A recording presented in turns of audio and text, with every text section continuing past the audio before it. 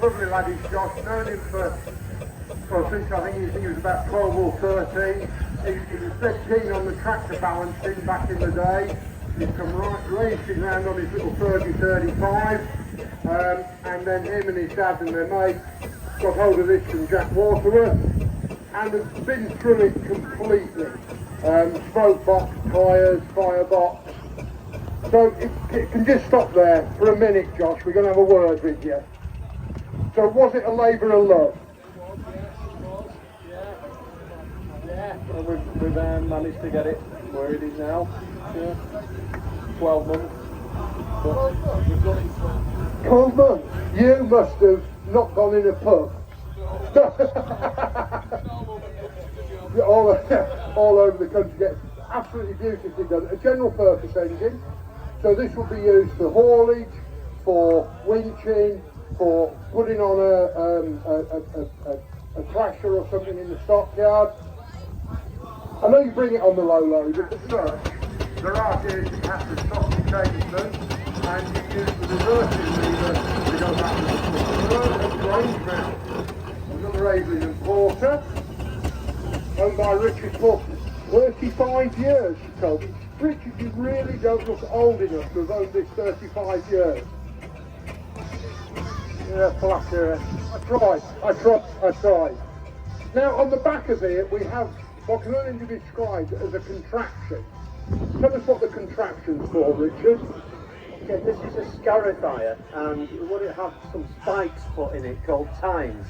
Now, I have had them in all weekend as a demonstration, but I've taken them out because we're going to be going on the road shortly.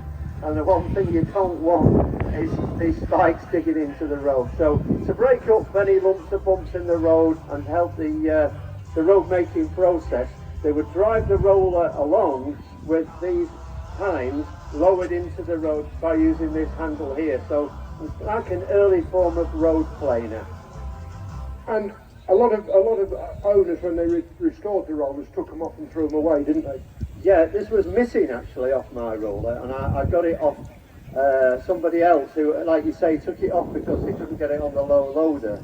But I don't have a low loader, so I take it everywhere on the road. But for me, it was as part of the engine as what the cylinder block is. So I was fortunate to be able to get a Morrison, which this is, at the same time, and just bolt it back on. Wonderful. You rode it everywhere. How many miles in the hour on average?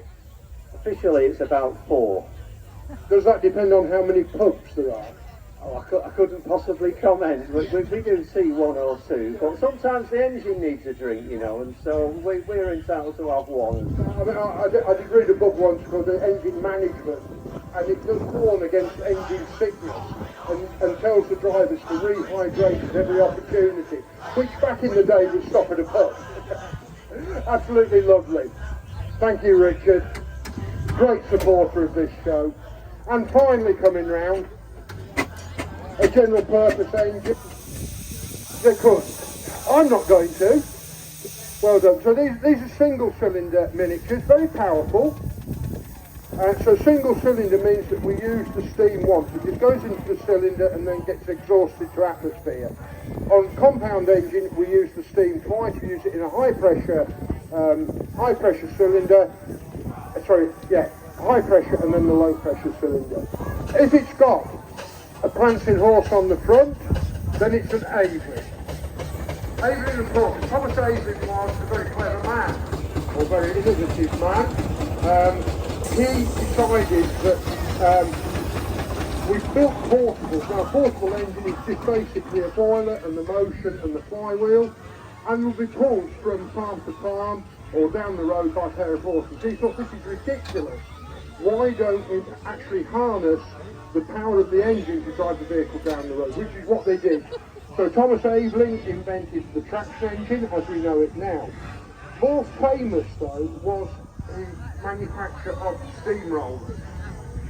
Built in Rochester in Kent. I'm going to suggest that this is a 10-ton roller. It is a 10-ton, so it weighs nominally 10 tons, probably a little bit more. Again, a single cylinder. Usually work by